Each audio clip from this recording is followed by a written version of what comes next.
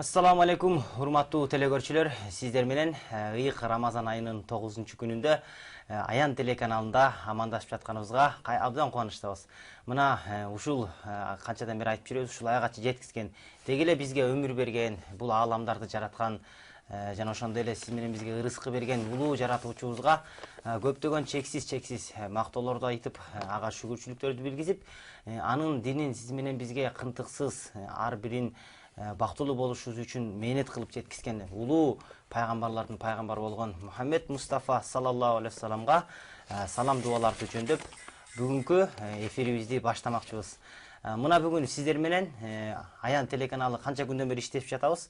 Мына ушул күндөрү көптөгөн рубрикаларды билип калсаңыздар керек, кечирип кой, ошондой эле оюндар, суроо жооптор жакшылап чамданыңыздар дагы бизден алыстабай, биз менен бирге болуңуздар. Телефондорду бирдик жүктөп, жакыныраак келип досторуңуздарга тартып, мына биз менен отуруп илим алууда бул чоң ибадаттардан болуп саналат. Андыктан Рамазан айында кичинекей жакшылык иш кылып дагы көп чексиз соопторду алсаңыздар болот. Анда эмесе биз ушул эфирибизди баштаардан мурда атайын бир аз жаратуучунун улуу сөздөрүнө кезек берип, андан соң биз эфирибизге атайын конок чакырганбыз. Ушул конок менен жакшы бир теманын үстүндө маек курабыз.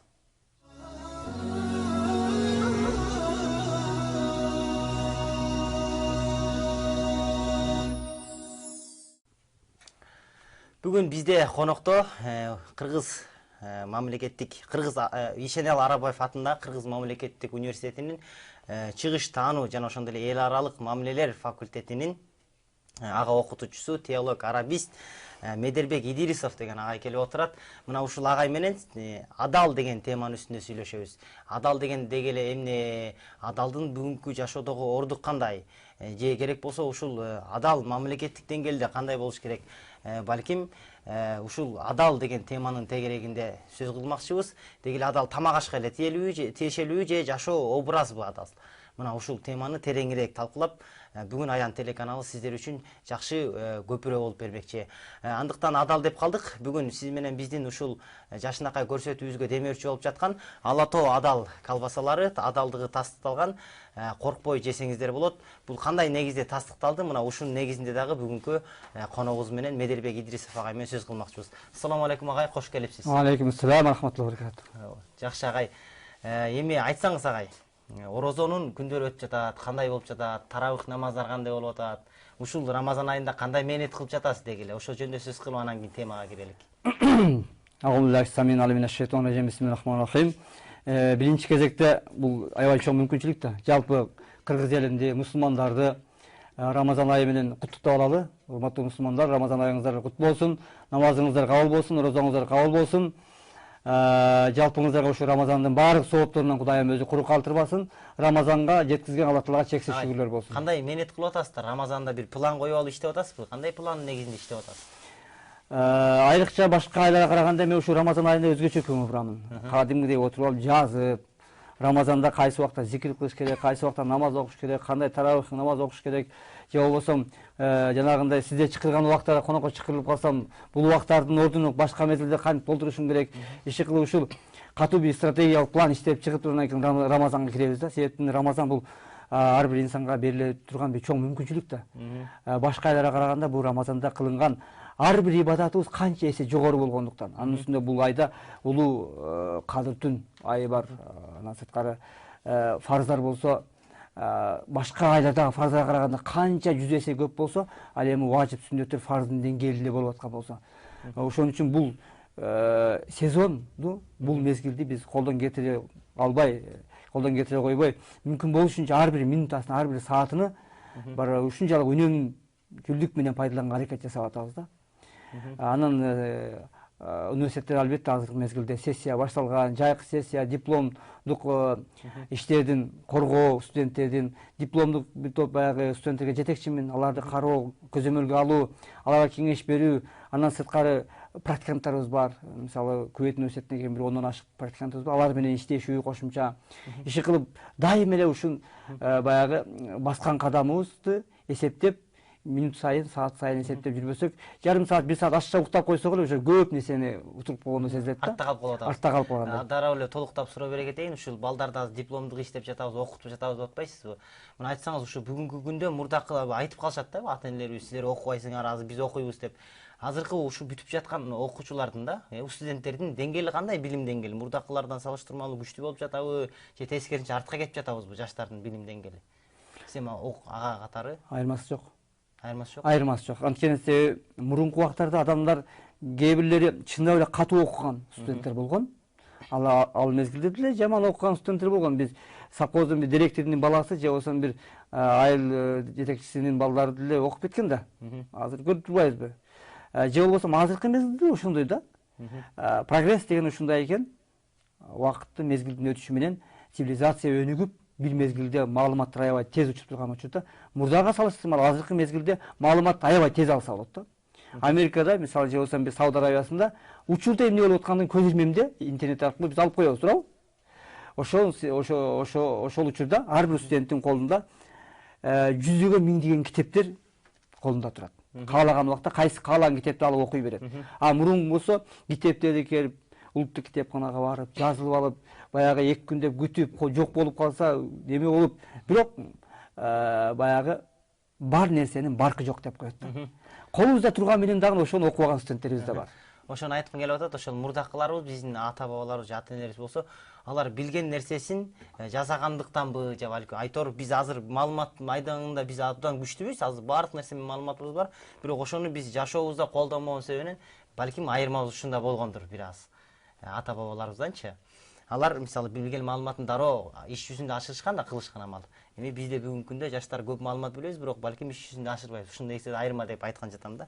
Эми агай бүгүн сизди чакырганыбыз бир теманын үстүнө чакырдык эле. Ушу теманын үстүнө кененирээк талкуу кылып, анан сизден көбүрөөк маалымат алып, жалпы биздин Аян телеканалындагы атайын көрүүчүлөр үчүн ушу маалымат берсек, адал туурасында ороз айында жөн кетирбей мээнет кылып калалы деген.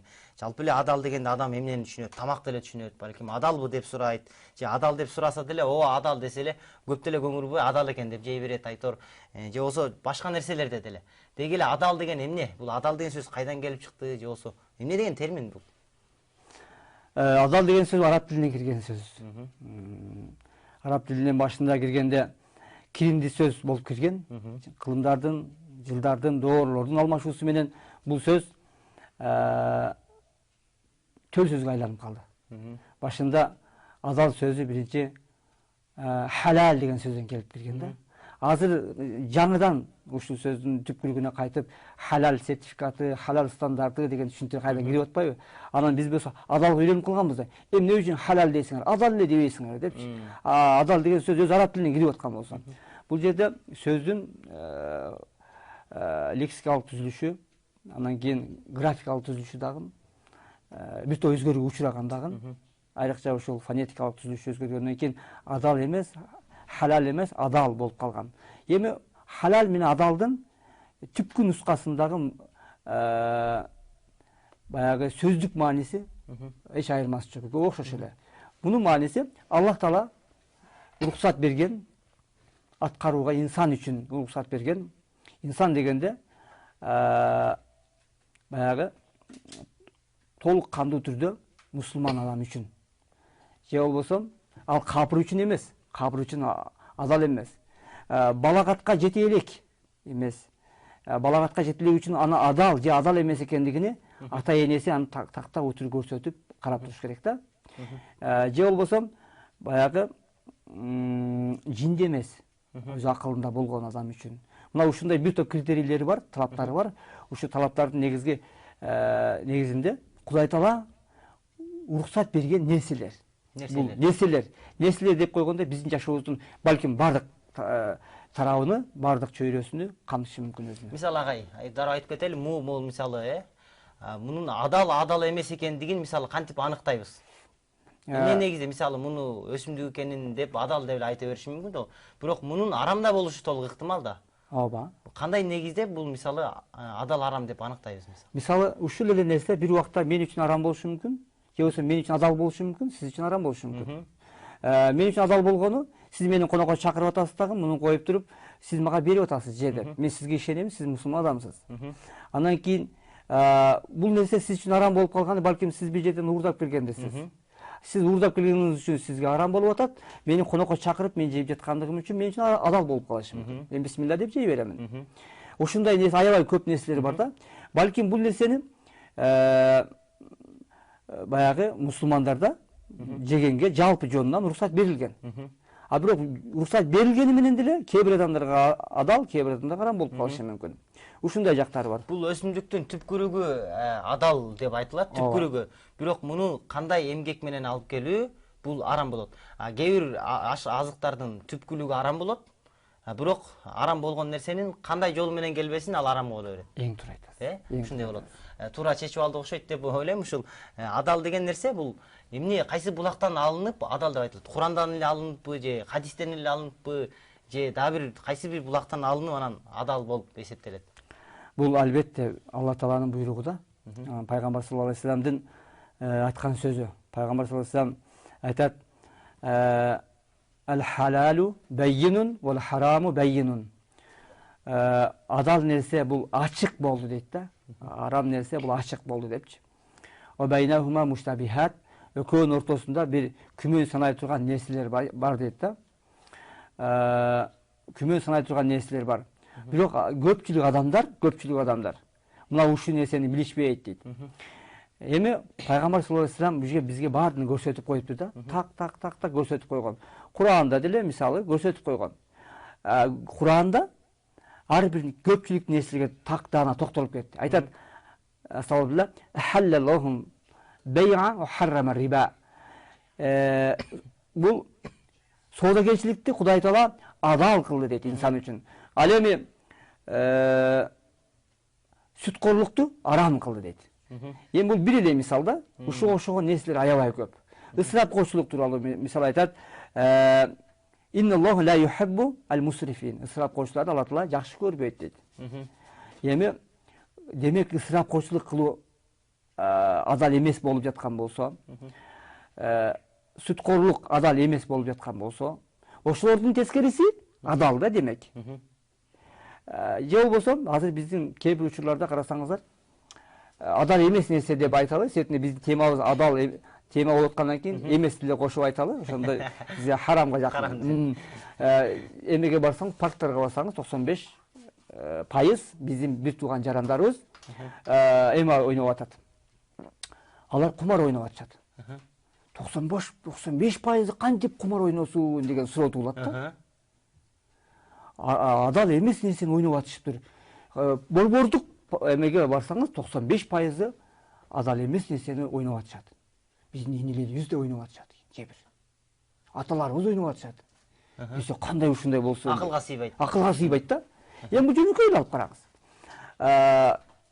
Адал нерседе эгерде кайсы бир тараптан бирөө келди дагы экөөбүздүн ортобузга келип туруп, мен силерге мынау кимиңер ушуну атын ата берсеңер, ошондо мен силерге ошону береке берем деп айтты. Атын ата берсеңер. Атын ата берсеңер дейт да. Бул байге койду. Экөө кимибиз биринчи атын атадык элек, утуп кеттик дагы, муну алып алдык. Бул байге, бул халал. А эгерде мен сиз болсо муну койдуңуз, а мен болсо муну койдум. Кимибиз биринчи атасак экөөнүн тең алып алат дедик. Бул уже харам, бул деген эме болуп атат. Кумар болуп атат. Паркка барсаңыз эмне болуп атат? Ошо ойнотуп аткан адам менен сиз барып ойнойсуз. Эгерде турникке жармашып туруп 45 мүнөт турсаңыз, 100 сом бересиз, 100 сом беремин, тура албай калсаңыз, сиз мага 100 сом бересиз. Бул кумар. Ушундай оюндун түрлөрүнүн баарысы кумар. Мисалы мындай экен дагы, мен түшүнүшүмчө мындай экен, мисалы шахмат ойноп атабыз. Ооба. Бул шахмат адал оюн. Себеби деген ага акылыңды иштетесиң, себеби күч жумшайсың. Бул адал. Мисалы эгерде ортомчу мисалы бирөө келип бизге кимиңер утсаңар 1000 сом аласыңар деди. Демек бул оюнда адал бар. Себеби үчүнчү тарап коюп атат. Буну байге дейт. Байге, үчүнчү тарап болгон. А эгерде экөөбүздөн 100 сомдон чыгарып, мисалы сиз 100 сом чыгардыңыз, мен 100 сом чыгардым, кимибиз утсак, бул акчаны алып кетебиз десе кандай болот? Харам. Харам, Бул адал эмес. Кумар уже. Адал эмес, кумар болуп калат. Оюндун өзү адал болсо дагы, бирок иш-аракетте арам. Иш-аракет. Бул жерде процесс, ошол жараян эске алынат да. Эгерде экөөбүз эч нерсе эме кылган жокпуз, койгон жокпуз. Шахматты ортого койдук дагы, экөөбүз ойноп атабыз, 1 саат ойнодук, 2 саат. Харам. Эмне себептен? Бул убакытты биз эме кылгандык үчүн, ысырапкор кылгандык үчүн харам болуп калды. Демек, бунда Кудай Таалам Куранда, хадистерде келтирген, бул адамды адилеттүүлүк нерсеге чакыргандыгын түшүнсө болот экен. Себеби бири акчасын уттуруп койбосун, бири акчасын утуп албасын деген нерседе ушул таризди гана түшүнсөк болот экен. Демек, Кудайдын мыйзамдарында адам үчүн пайда гана зыянга учурабай турган нерсе деп түшүнсө болот экен. Эми ушул биз ушул адал темасында сүйлөшүп жатабыз, мынагай. Айтсаңыз, бул адал эле деп атабыз да, адал жеш керек, анан адал колдонуш керек деп атабыз. Адам адалдын пайда зыянын билбесе, бул нерсени колдонбойт экен да, өзүнө кызыкчылыгы деле жок экен. Бүгүнкү күндө адалдын эми бул кандай, мисалы, биринчи зыянын пайдасын айтсакпы же зыянын, ошол кайсысынан баштасак тууралаак болот, бир ошону көрүңүзчү. Биринчи жакшы жагынан баштайлы. Пайдасынан баштайбыз. Эмнеге адал колдонушубуз керек? Адал колдонуштун адалда мисалы сиз жалган сүйлөгөн болсоңуз, анда ал харам болуп эсептелинет да. Адал эмес бул. Же болбосо адам аябай көп күлгөн болсо, же болбосо адам аябай көп бир нерсени ысырапкор кылган болсо, бул адал эмес деп коелу. Ысырапкорду Кудай Таалам жакшы көрбөйт. Бул адал эмес болуп атса. Эми ошол сиз үнөмдөп жаткан болсоңуз, ал нерсе адал болуп атат да. Сиз үнөмдөп атканыңыз үчүн. Сиз туура сүйлөп жатканыңыз адал болуп атат. Сиз бирөөгө барып жакшы кеңеш айтсаңыз адал болот. Сиз эгерде сиз бирөөгө бир жардам берип атканыңыз адал болот. Кудай Таалам бардык кыл деген буйруктардын бардыгы адал болот экен да. Кылба деп тоскон нерселердин бардыгы бул адамга адал эмес болот экен. Эми кыл деген нерселердин бардыгында, Кудайдын буйругунда, пайгамбардын буйругунда аябай чоң бир инсан үчүн биздин акылыбызга сыйбай турган пайдалар бар экен. Ал эми кылба деген нерседе биздин акылыбызга сыйбай турган, биз акылыбыз жетпей турган зыяндар бар экен. Даже кыяматка кайым күнгө чейин медициналык жак боюнча дагы, илимий жак боюнча, баш жак боюнча да бүт изилдеп акыры барып анын чегитүүнө биздин даже кудуретибиз да жетпейт экен да. Бирок изилдеш биз милдетибиз илимий жактанчы. Ошон үчүн адалды биз карашыбыз керек да. Эми караңыз, бир эле мисал алып карай турган болсок, эгерде бирөөдүн уyu барды дагы бирөөдүн чөйүн жеп атат. А уйду болсо айдап апарды дагы алып тиги саап туруп балдарына берип атат. А сүтү аныкы эмне болуп калды? Арам болуп калат. Адал эмес болуп. Адал эмес болуп калат мындай айтканда. Адал эмес. Элементарный нерсе да. Бул жашоодун эмне үчүн десе, адамдар бири-бириге зулумдук кылбаш үчүн, бириге-бири зыяны тийбеш үчүн, бириге-бири пайдасы гана тийсин үчүн. Бул деген нерсе адамдардын жашоосуну стабилдештирүү, бактылуулук алып баруу, чынчылдык алып баруу, ынтымактык алып баруу жана берекеге алып баруу экен да. Карасаңыз, бирөөдүн уyu келди дагы сиздин эгениңизди жеп кетпей турган болсо, сиздин эгениңиз өсүп жакшы болуп чыгат. А сиз ошол жерден жок дегенде бир мүшө күрүч алган болсоңуз, бирөөдүн уyu жебесе, ал күрүчтөн сиз 10 килограммды ошол кошунаңызга берген болсоңуз, береке да. А ошонун кичинекей майса мезгилинде эле аны уyu келип жеп албай турган болсо, көрдүңүзбү шарият кандай?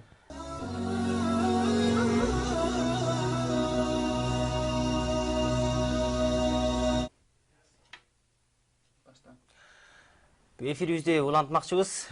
Мына агай, адал деген теманын үстүнө жакшы сүйлөшүп жатабыз. Демек биз адал дегенди бир тамак ашка эле түшүнбөй, демек жашаанын бардык шартында түшүнүшүбүз керек экен. Адалдын пайдаларын айтып жатабыз. Дагы мисалы зулумдук кылбаш керек деп атпайбы? Эми адалдын пайдаларын толук аныктадык окшойт, толук аныктай элекпиз. Эми кичине болсо дагы эми адал эмес нерсени айтсаңыз, бир зыянын, жок, адалды колдонбоонун зыянын айтсаңыз. Адал эмес нерсени колдонбоонун зыяндары Пайгамбарыбыз Мухаммед саллаллаху алейхи вассалам доорунда бир аял жөнүндө айтып берет да, бир мышыкты камап коюп туруп баягыга сууду бербей, ушундай эме кылгандык үчүн ал баягы аял баягы тозокко бара тургандыгы жөнүндө эме болот да. Тескерисинче дагы бир аял болсо, баягы бир эме күнөөкөр адам ит ушунчалык суусаган мезгилде өзүнүн көлөчү менен баягы кудуктан суу алып чыгып, баягы суу бергендиги үчүн бузук адам бейишке баргандыгы жөнүндө. Бул жерде кээ бир адамдардын бир кылган жакшылык үчүн дагы Кудай Таала мээримдүү зат да, ошонун кечирип бейишине киргизип коюшу мүмкүн да. А бирок Кудай Таалам дайым эле кечире бер деп туруп эле күнөө ишти жасай берүү бул абдан бир жаман адат да. Күнөө ишти жасоо менен адам баласы өзү бактысыз болот, эки дүйнө бактысыз болот. Пайгамбар Мухаммед саллаллаху алейхи вассаламга татыктуу үммөт боло албайт, Алла Таалага татыктуу кул боло албайт. Бул жашоосунда бүт банкрот менен өтөт да бул жашоосу. Себеби бул жашоо деген убактылуу жашоо да. Ошон үчүн Кудай Таалам Кур'ан айтат да, "Estağfirullah. Afahasibtum annama khalaqnakum abasa wa annakum ilayna la turja'un." Силер ойлойсуңарбы дейт, силер эсептейсиңерби дейт. Силер бул дүйнөгө ушундай эле бир жөндөн келип калдык деп ойлойсуңарбы дейт. А силер бизге кайтабыз деп ойлобойсуңарбы дейт да. Ошон үчүн биз Алла Таалага кайтып барарыбызды ойлоп, ошол адал нерсени адалдай карап билишибиз керек да. Кечиресиз, кээ бир учурларда сөзүңүздү дароо эле бурганга туура келет. Себеби бизде көрөрмандар бар, телефон байланышка чалышы мүмкүн. Азыр телефон чалуу бар, кабыл алсак. Ассаламу алейкум, угуп жатабыз сизди. Assalamu alaikum. Wa alaikum assalam wa rahmatullah. Men суроом мындай эле. Азыр деген көп кафелер деген адал деп жазылат эмес беле? Анан деген несі хадис бар эмес беле? Ким арам жесе ал 40 күндү бас кабыл болбойт депчи. А биз ниет менен барып адал экен деп жеп, бирок ошо тамактары харам болуп калса, анын зыяны тиеби же тийбейби? Рахмат, чоң рахмат. Мен рахмат. Уктуңуз агай, баарын толук эле окусаңыз. Мисалы халал деп ошол кафелер жазып койгон болсо, мусулман адамдар болгон болсо, ал жерде кафе иштетип аткан, ошолордун баарысы сиз ишенип барып атасыздар ал жергечи.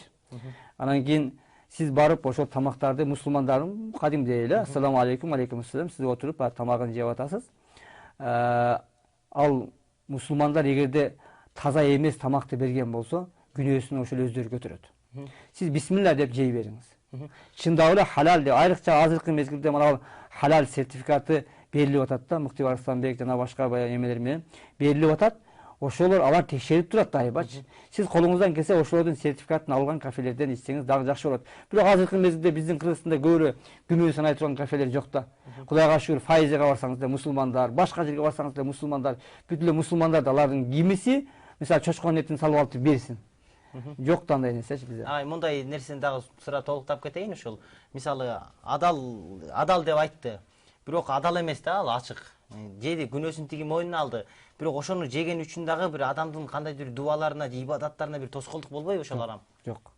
Себептинде бул адам өзүнүн халал тапкан акчасына өзү сатып келип, пешене тери менен сатып алып, же бисмилла деп жаткандыгы үчүн Аллах субхана таала өзү иншалла аны сактайт. Тамактын адал кылат. Эми дароо эле суроо берип кетейин агай. Эгерде ошол жерге кафеге барды, бирок адал деп турат, бирок ошонун адал эмес экендигине ишеними бар да, бул адамдын ошол адал эмес экенин билет, бирок адал деп жазып койгонун билип атат жөн эле. Эми ошону жесе, бул мейли күнөөсүн тиги алат да деп жей берсе болобу ошону? Жок. Анда болбойт. Ошон үчүн айтып атпайбы? Ал халалу баййинун, ал хараму баййинун. Ва байнахума умурун муштабихат. Онун ортосунда кээ бир баягы шубхат баягы иштер бар да. Ошол пайгамбар айткан, күмөн санаган болсоңуз сиз андан качыңыз дейт. Күмөндүү иштерден качыңыз. Дуаңыздын кабыл болушун кааласаңыз, сиз күмөндүү жерден качыңыз, күмөндүү тамактан качыңыз, күмөндүү иштерден качыңыз. Күмөндүү керек болсо сөздөн качыңыз. Күмөндүү адамдардан качыңыз. Күмөндүү жерлерден качыңыз. Демек күмөндүү бардык жашообуздун бардык тармагынан күмөндүү менен күмөнсүз турган болсо эмне үчүн биз күмөндүүгө барабыз? Жанында эле ошол жерде мусулмандардын сонун чайханасы турса, күмөндүү жерден качып тиги жерге эле барып ичсек болбойбу? Ушундай да жашоодо. Эми агай, жакшы айттыңыз. Ушул күмөн бир аз болсо да билип алдык. Адамдардын чалууларына же болсо адамдардын мындай адал деген нерсе жөнүндө мындай сурамжылоо жүргүзсөң дагы агай, ушундай экен, дароо тамак аш эсине түшөт экен да. Эми ушул нерсени кантип жоёбуз, ушул мындай стереотипти деп коебузбу, ушул адатты? Мындай бардык жашоонун кырдаалында адал дегенди кантип түшүндүрөбүз? Өзү ислам дини бизде ата бабаларды карманып келгендиги менен 70 жылдын ичинде бир топ кандайдыр бир хаос пайда болду да, боштук пайда болду. Кайрадан элдин ислами, диний интеллектуалдык деңгээли эми көтөрүлүп баштады да. Кечээ эле мисалы Союздун мезгилинде намаз окуган адамдарды куугунтукка алып, намаз десе чочуп үркүп, биз светтик өлкөбүз деп чочуркап жаткандар азыр деле бар да. Биздин коомдук баягы эме түзүлүш, жалпы эл эмне болуп атканы менен иши жок эле, баягы эле эски оорусунан коркуп эле, ой биз светтикпиз, бизди эмне деп коет жактагылар деген чочулоолор дагы деле бар да.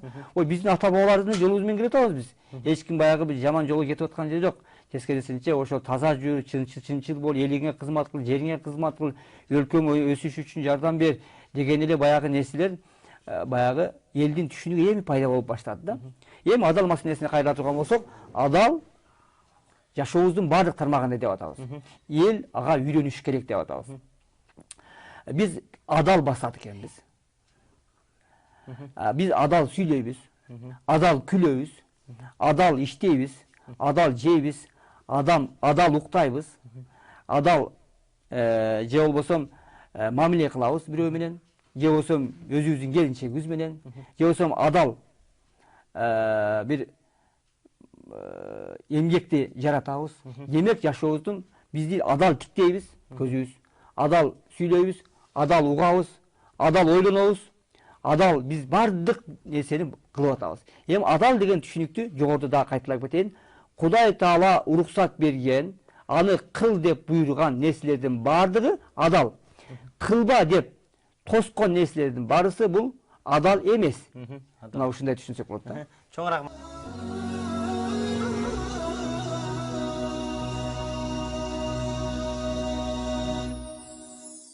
Мына биз теолог, арабист, ошондой эле ага окутуучу агай менен сүйлөшүп отурабыз адал деген теманын үстүндө. Адалдын пайдаларын сүйлөштүк, адал деген эмне бир аз чечкендей болдук. Эми ушул адалдын колдонбоонун зыяндары туурасында сүйлөшсөк.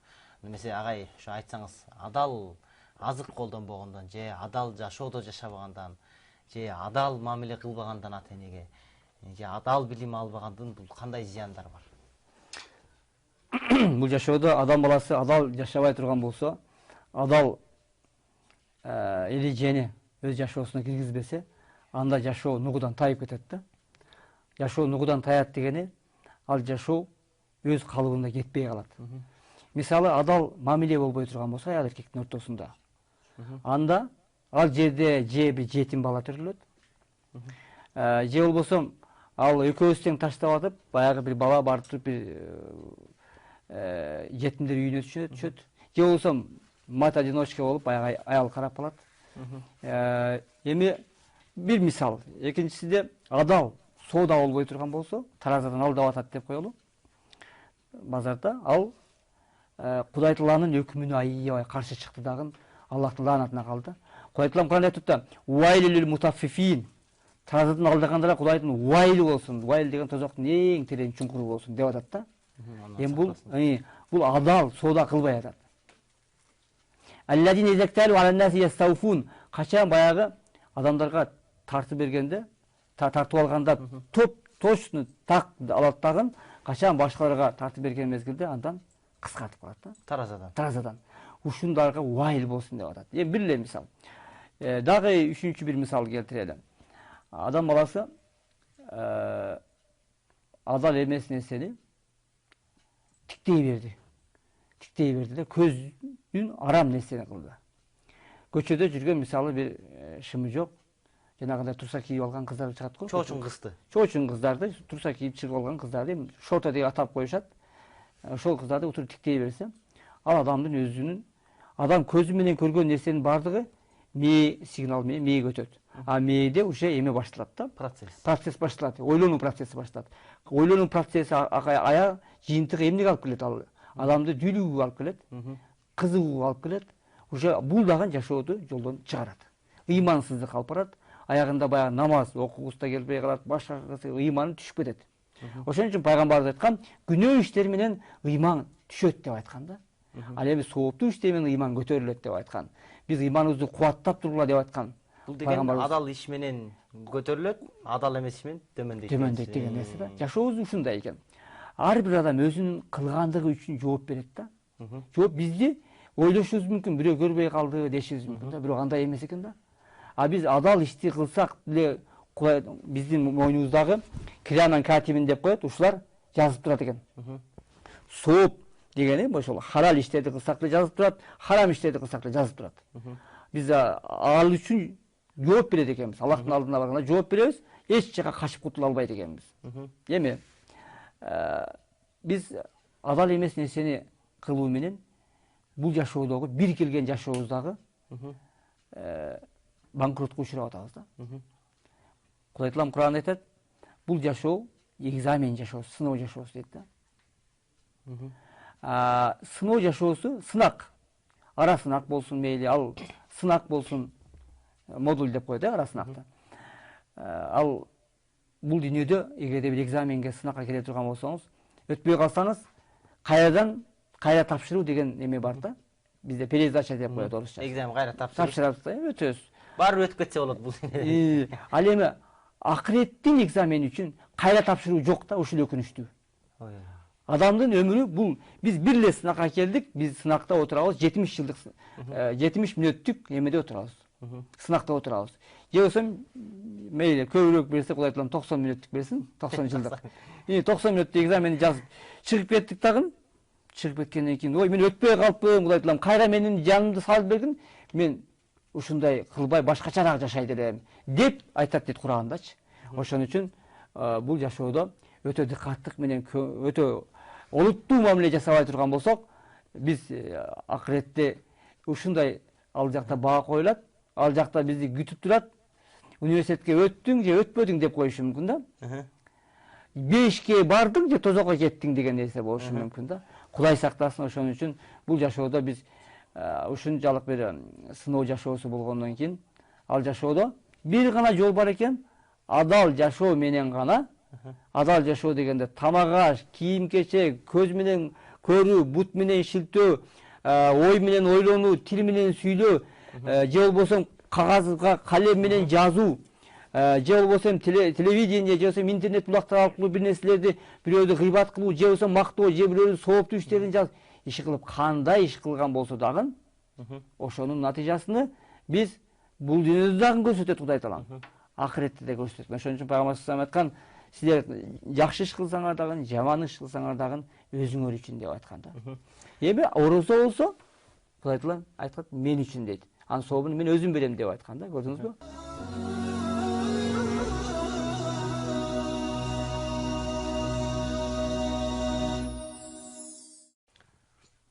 Аян телеканалы өз берүүсүн улантат. Биздин бүгүнкү демөөрчүлөрүбүз Алла Тоо колбасалары, ошондой эле Дилазык басма үйүнүн Риядус Солихин, Жалган жана Адам акысы аттуу китептер оюнда ойнотулуп жатат.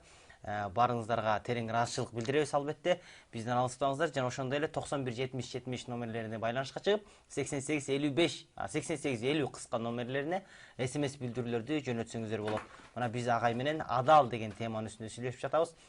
Өзүңүз кызыккан суроолоруңуздун бардыгына жоопсуз калтырбайбыз деген ишеничтебиз. Агай, ушул адалдын пайдалары туурасында сүйлөштүк. Эми ушул мындай биз адалдын ошол зыяндары туурасында дагы бир аз сөз кылдык. Эми биз ушуну сөз кылганда акыретке байлап жатабыз да, адалдын пайдаларын сооп алабыз, колдонсок, жашоо болот, же болбосо адал эмес жашоодо мисалы мындай болот, күнөө болот деп сооп күнөөнү биринчи түшүнөлөксү. Бул баардык кайбый нерселерди айтып атасыз да, кайып болгон нерселерди. Бүгүнкү күндө эми адал эмес жашоонун ушул мындай бүгүнкү күндөгү тийгизип жаткан зыянын айтабыз. Ушу балким адамдар ушул бүгүнкү жашоодогу адал эмес жашоонун тийип жаткан зыянынын негизинде балким ушул нерседен тыйылар. Балким ушул нерсени акыретке байлай бергенден акыретке ишеними жок болгон адам балким тыйылбайттыр. Ушуну бир аз чечип бербейсизби? Мисалы, көз менен тиктөөнү айттыңыз, мисалычы, денеме козголот. Анын денеме козголсо өзүм үчүн эле пайда турбайбы деп, балким ага пайдасы көрүнүп аткандыр. Зыяны кандай болот, мисалы, чечкенде, балким кызга зулум тиет, кыздын ата-энеси жаман болот, балким милицияга зыян тиет, балким жана башка. Негизи эле адал эмес нерселердин бул жашоодогу тийгизип жаткан зыяны кандай? Мамлекетке зыян тийип жаткандыгы, жашоодогу орду. Мен ушуга баштаардын алдында bir anekdot ayta keteyim. Anekdotun. Көңүл баягы көтөрүлсүн депчи. Адам ошондой арам нерселерди жасай берсе, адам тез байып кетет да. Тез байып. Аябай тез байып кетет. Кантип байып кетет десечи, биринчи чачы күмүшкө айланат да. Тез агарып кетет. Анан кийин оозу толук алтын болуп калат. Эки жолу бекер берет, үчүнчүсүн сатып алганда кымбат сатып алат да. Иште болчу. Анан кийин иште болсо алтын бриллианттар пайда болот да. Бөйлөктө, өттө турабы? Бриллиант аны канча 100 миң сомго алмаштырыш керек болот. Самый главный адамда баягы недвижимость пайда болот. Түпкүрүгүн түшүнө баштадың мен. Недвижимость түшүнүңүз да.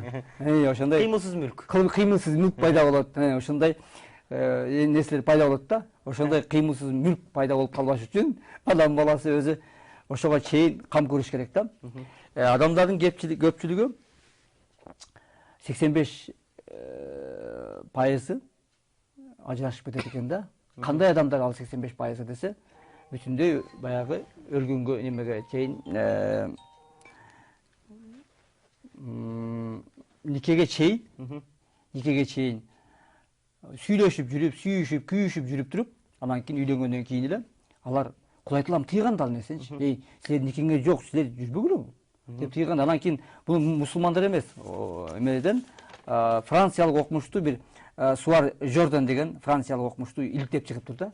Анан ошол окумуштуу айтты 85% жанагында аябай катуу сүйүшүп, сүйлөшүп жүргөндөрдүн 85% ажырашат экен депчи. Эмне үчүн десе, алар үйлөнгөнгө чейин мана мен коозмун, мен сулуумун, менде моундай преимущество бар менде. Бардык нерсе ушундай, мага турмуш кылсаң жыргайсың деген бардык нерсени көрүп, жыргап эле жүрдү да, жыргайт экенмин депчи. Анан кийин тиги кыздын да сулуулугун көрүп жүрдү, бардык жакшы нерселерди көрүп жүрдү да. Үйлөнгөндөн кийин, никеден кийин бардыгы наоборот көрүндү да. Себеби мурда айыптары көрүнгөн эмес да. Үйлөнгөндөн кийин айыптары көрүндү. Анан кийин баягы убадалар, баягы күткөн нерселер эч нерсеси жок да. Пустой. Анан кийин ажырашуу ошондон пайда болуп атат.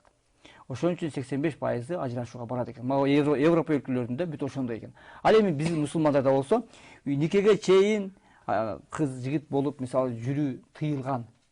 Эми жолугуш керек, мисалы 1-2 жол көрүш керек. Бул кандай адам? Үйлөнө турганбы? Үйлөнө турган болсо үйлөнүш керек. Ушундай нерселер бар да. Анан ушул мусулманчылыкта ушул нерсени айтып кетейин, ушул үйлөнүүдөгү чейинки сүйлөшүүнү, мисалы сүйлөшүүнүн адал жолу да бар да. Үйлөнгөнгө чейинки. Ошол адал жолундагы сүйлөшүү эрежеси ушундайбы? Мисалы адамдар ушундай түшүнөт экен, силер кантип эле сүйлөшпөй эле, жакшы билбей эле үйлөнүп аласыңар. Тескеринче, мисалы, мен өзүмө мисал кылайын, эгерде кызды ала турган болсом, мен кыздын барып өзүнө сүйлөшсөм, ал мага жакшы жагын гана көрсөтөт, эч качан жаман жагын көрсөтпөйт. Ал өзүнүн жакшы кийим келиши мүмкүн, жакшы жазанып келиши мүмкүн, жакшы сөз сүйлөшү мүмкүн, жакшы мамиле кылышы мүмкүн. А бирок мен аны билиш үчүн мен андан сурабай, ата-энесинен, балким коңшусунан, иштешкенинен, балким аны менен сапарда жүргөн адамдар кандай, бул үйдөгү тиричилиги кандай деп сүйлөп тескеринче мен ушул нерсени ынандым. Мусулмандар мындай сүйлөшүп ушинтип эмесин, мусулмандардын сүйлөшүү жолу, үйлөнгөнгө чейинки сүйлөшүү жолу адал жолу. Тескеринче беркиндей сүйлөшүп алганга караганда кызды жакшылап билип, бардык кемчилик, минус, плюс жагын карап анан үйлөнгөнү ушул адал жашоо кийинки жашоосуна дагы түбөлүк узак жашоосуна дагы аябай жакшы өбөлгө көрсөтөт экен да. Муну көп эле окумуштуулар изилдеп жүрөт. Негизи жашоо тажрыйба деле көрсөтүп жатат. Биздин ата бабаларыбыздын тажрыйбасы деле баягы жеңелер билип алып бергендер кандай туруктуу үй бүлө куруп жатышат мисалы. Бул жерде мындай нерсе бар да. Биз кылып аткан нерсебиз ошол улуу затка, Аллах Таалага жагабы, жакпайбы депчи. Биз көп учурларда жалаң эле акылыбызга таянып албашыбыз керек да. Биз Аллах Тааланын өкүмүнү дайым эске алып жүрүшүбүз керек. Балким баягы кылып аткан ишибиз Аллах Таалага жагымдуу болгон болсо, чындап эле бактылуу экендигине эч шек күмөн санабаш керек да. Аллах Таалага жагымсыз экени билип туруп эле кылып атканын сөзсүз түрдө ал зыяндуу экени, акыретте жыйынтыксыз экени биз толук ишене билейбиз. Мына ошол мусулманчылыктын эң негизги ишеним эле ушул да. Буну эмне деп коет? Акыйда, ишеним деп коет. Ыймандын негизи түркү ушул. Анан эми Кудай Таала айтса айткандыр. Бул кызды мен сүйүп калсам эмне кылайын? Муну мен сүйүп калсам, кино алып барбасам бул капа болуп атса, Кудай өзү кечирер, эмне кылмак элем деп баягыны ылжый берчитип алып, анан жүрө берсе дискотекада жыргапчы. Кийин эле караса баягы кыздын ал ойлогондой эмес да. Ошон үчүн адам баласы биринчи кезекте махлук деген сөз бизде кыргыз тилиндеги лексикалык мааниси жаралган нерселер. Жок, ал биздеги баягы Карасаевдин сөздүгүндө махлук деген сөз бул көбүнчө акылсыз бир жаман тескери эмеде көз караштагы же болбосо бир жаман нерсени махлук деп коюшат да. Ой, махлук турбайсыңбы сен депчи. Ушуп коюшат да. А бирок араб тилине кирген бул махлук деген сөз бул мафгул вазында келет да, таризинде келип туруп, жаратылган нерселердин бардыгы махлуктар болот. Биз да махлуктар катарында киребиз. Эми ошол махлуктун ыраазычылыгы үчүн эмес, Аллах ыраазычылыгы үчүн кылган ар бир амалыбыз жыйынтыктуу жана үзүрлүү, жемиштүү деп айта алабыз да биз. Ооба, Туура айтасыз агай. Чынында Кудай таалам бизге берген мыйзамында, өкүмдөрүндө эч бир адамга зыян бербей турган нерселер түшкөн жана анын тыюу салган нерселерин аткарууда толук зыян тарта турган нерселер. Бул дагы ишенгендер үчүн деп айтып кетели. Ким ыйман келтирип ишенгендер үчүн.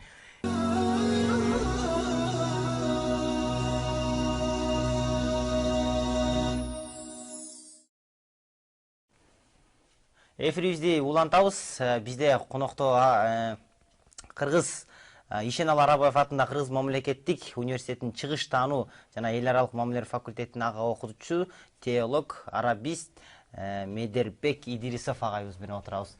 Агай, айтсаңыз, биздин ушул адал темасын козгоп жатабыз. Мына адалдын эми бир аз мындай азыкка негизи көбүрөөк басым жасайт эмеспизби? Ушул адалдын азык адалдарды колдонуштун пайдалары жана аны колдонбоштун негизи эле акырет болбосо деле организмге тийгизген кандай бир зыяндар бар? Ушул азыктар туурасында сүйлөшүп. Адал азыктардынбы? Себеби бүгүнкү күндө чындыгында азыкка болгон талап көп болуп атат. Адал азыкка болгон себеби исламда ушу жүрүп жатат.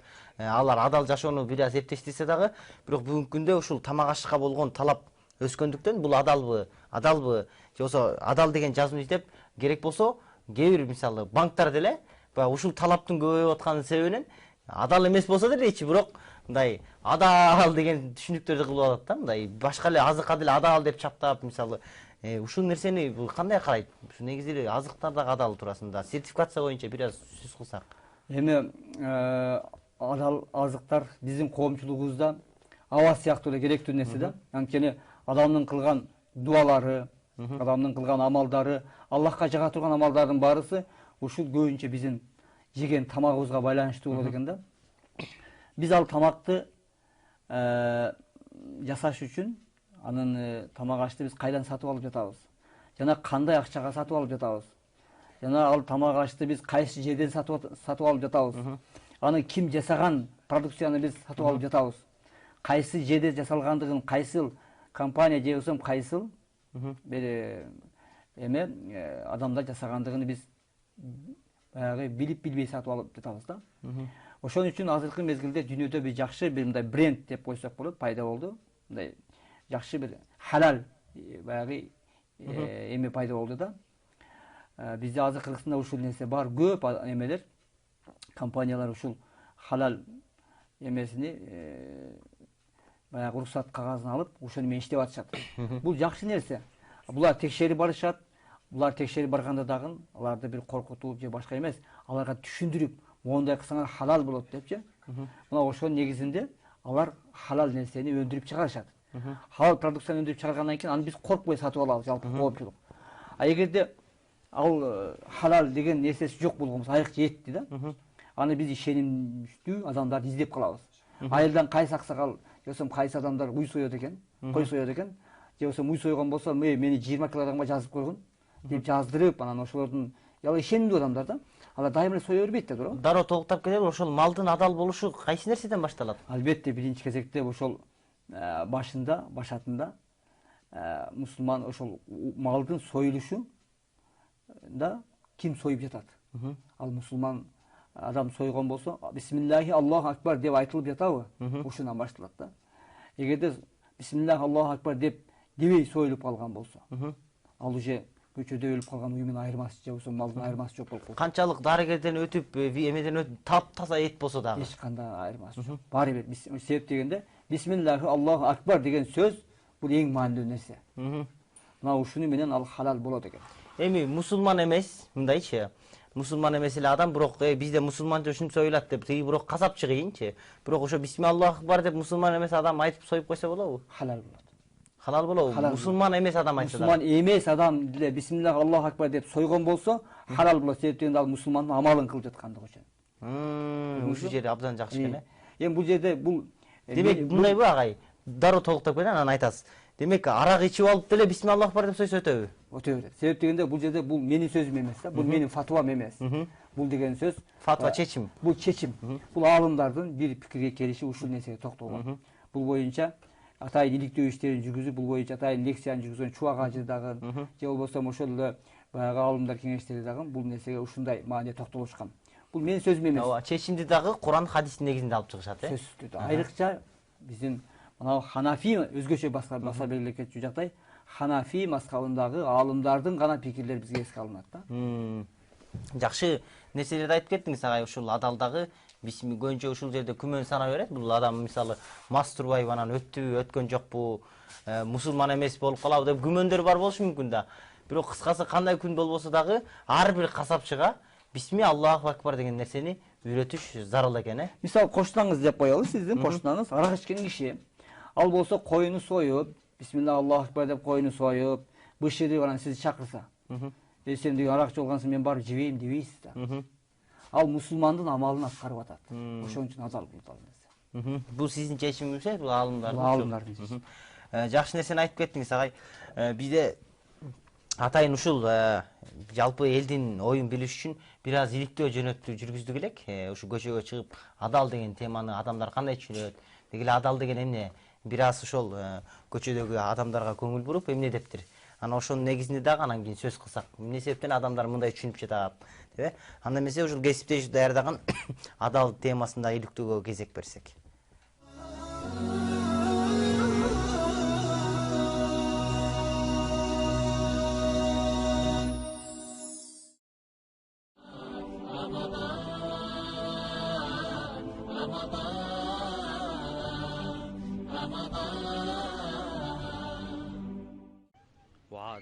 Адалдап союп мал сойгондо түшүнчүмүн адал деп, анан башкасын билбейт экен.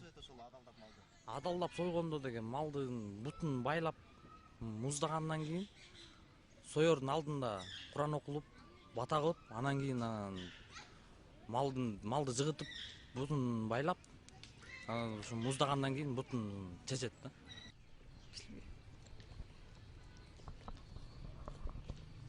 Адал, арам, айырмасы барбы?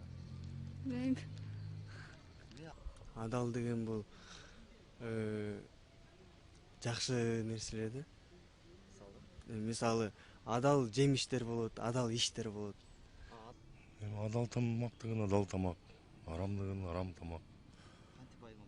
Адал Алланын аты айтылып, малдын баары адал болот.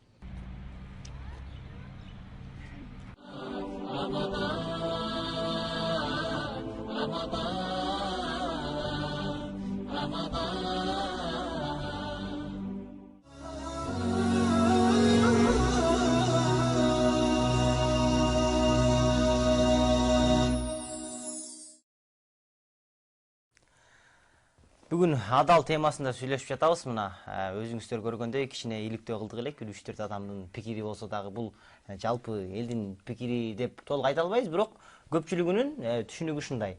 Адал дегенде ошол тамакка же малга басым жасайт. Өзүңүз ошол себептен биз азыктарга да кирдик элек.